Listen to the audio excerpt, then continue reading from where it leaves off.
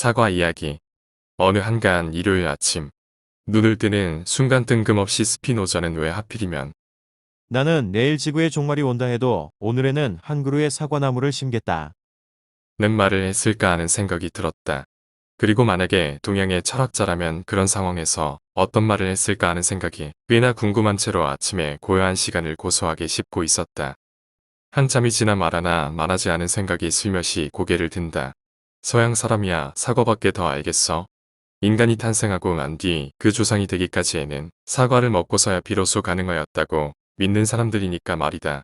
사과만 먹지 않았어도 아담과 이브는 인간이 되기는 애시 당초 그런 존재가 아니었던가. 만유인력인가 하는 것도 사과가 아니고서는 발견할 수 없는 사람들이 바로 서양 사람이니 스피노저도 사과나무 심을 생각밖에는 다른 어떤 아이디어도 썼을 거라는 내 나름대로의 오기 섞인 생각이 꿈틀거렸던 것이다. 사과는 서양 문화의 상징이라고 해도 과언이 아니기 때문이다. 오죽하면 파리스의 황금의 사과와 빌헬름 텔의 사과와 세잔의 사과라는 말까지 이어 내려오고 있을까 싶은 심정이다.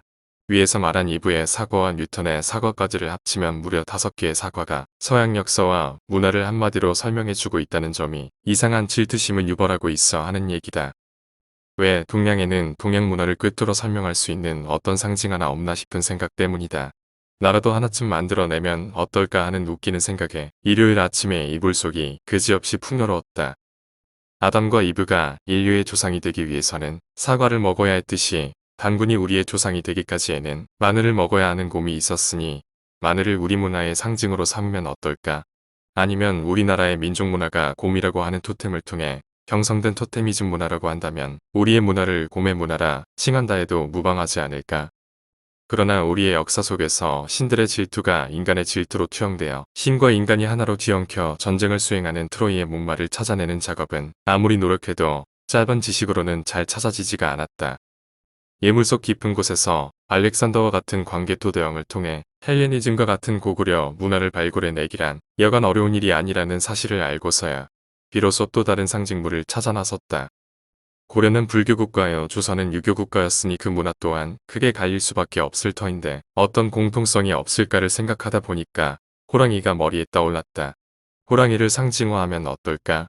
말하자면 범의 문화라고 말이다. 우리나라 절에 가보면 가끔씩은 산신각에 호랑이상을 조각해 놓은 것을 볼 수 있다. 또 조선시대 민화를 보면 아주 인자한 바보 같은 모습의 호랑이 그림이 주종을 이루는 것을 본다.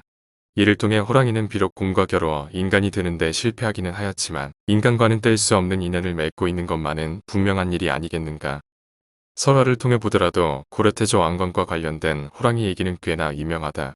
왕건이 젊었을 때 친구들과 사냥을 갔다가 비를 만나 어떤 굴에 들어갔다. 한참 있다가 벼랑간에 어떤 호랑이 한 마리가 나타나 으르렁거리자 굴 속의 청년들은 입고 있던 옷을 던져 호랑이가 물어가는 옷 주인이 호랑이를 상대하기로 하였다. 그러자 호랑이는 왕건의 옷을 물었다. 왕건이 할 수 없이 굴 밖으로 나오는 순간 굴이 무너져 왕건만 살았다는 얘기를 보면 호랑이는 영특한 짐승으로 꼭 필요한 사람은 반드시 보호해준다는 토템 사상을 우리 조상들은 가졌던 모양이다. 불교에서는 우리나라 산신신앙을 받아들여 호랑이를 산신으로 모시고 있고 유교에서는 호랑이가 효도하는 사람에게는 그지없는 보호자로 묘사되고 있는 것만 해도 그렇다. 그러다가 그만 어제 저녁에 친구들과 함께 먹은 오리가 문득 떠올랐다. 오리 또한 우리의 문화와 역사를 상징적으로 말해줄 수 있는 존재로 미화시킬 수 있지 않을까 해서다. 2부의 사과처럼 오리는 한국 천주교가 박해받고 있을 즈음에 한국 천주교가 숨을 쉬도록 지켜준 존재가 아니었나 하는 생각 때문이다. 박해받던 조선의 천주교도들은 산속으로 오리를 데리고 들어갔다. 몇 집씩 집단 부락을 이루면서 오리를 키웠다. 포졸과 같은 낯선 사람이 오는가를 망봐주는 역할은 물론 아기들의 오물을 치워주거나 주인이 먹다 버린 음식물 찌꺼기도 몽땅 먹어치워 버리기도 하면서 충성을 다한다. 어쩌다 주인이 영양실조로 몸져두어 버릴 때에는 보양식으로도 제공된다.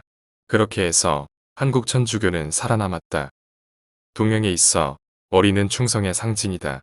하여 충견이나 의견 또는 견마지로라는 말을 흔히 쓴다. 오죽하면 우리나라 지명에 오슬이라는 마을까지 있을까? 서양에는 충성이라는 개념이 어떤 사과에도 들어있지 않다. 빌헬름 텔의 사과는 독재에 항거하는 민중의 저항권 사상의 표현이지 충성심이나 자식 사랑에 대한 얘기는 아니다. 동양에서도 서양이 지녔던 저항권 사상을 서양보다도 더 오래전부터 지니고 있었지만 사과와 같은 매개체를 활용해서 설명해 주지는 못했던 것 같다. 세잔의 사과라는 말이 생기게 된 것도 세잔이 현대회화의 아버지라고 불리우게 된 연유가 그의 정물화인 사과 그림 때문이 아닐까 싶다. 색채나 빛이나 원근법에 구애받음이 없는 구도 중심의 그림을 시도함으로써 입체파의 조상이 되었다 하여 현대회화의 아버지라고 불리우는 모양이지만 우리나라의 경우에는 이름을 알 수 없는 사람의 맹견도가 최초의 서양화라고 한다면 믿을 사람이 있을까? 우리나라에서는 사람 같지 않은 사람을 두고 개만도 못한 사람이라고 말하고 개에게도 오륜이 있는 가축이라고 설명하는 것을 보면 머리를 여간 소중하게 여기지 않는 민족인 것만은 틀림이 없는 사실이다. 그렇다면 머리의 문화라고 해도 괜찮을 것인가? 아무리 생각해도 여기에는 아무 누구도 동의하지 않을 것 같다.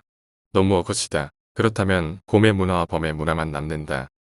서양에서처럼 사과 하나를 가지고 헬레니즘 문화내 근대 과학인의 근대, 정치 사상인의 현대연애 하면서 설명할 수 있는 역사를 우리는 갖지 못하고 있지만 영특하게 느껴지는 범보다는 느리지만 끈질기면서도 지혜로운 곰을 상징으로 삼아 곰의 문화로 부르는 것이 좋겠다는 스스로의 결론에 도달하면서도 여전히 불만은 남는다. 사과 같은 서양 문화의 상징물을 갖지 못한 더 근본적인 이유는 어디에 있을까 하고 말이다. 동양 사람들의 상상력 부족에 있지 않나 싶기도 하다.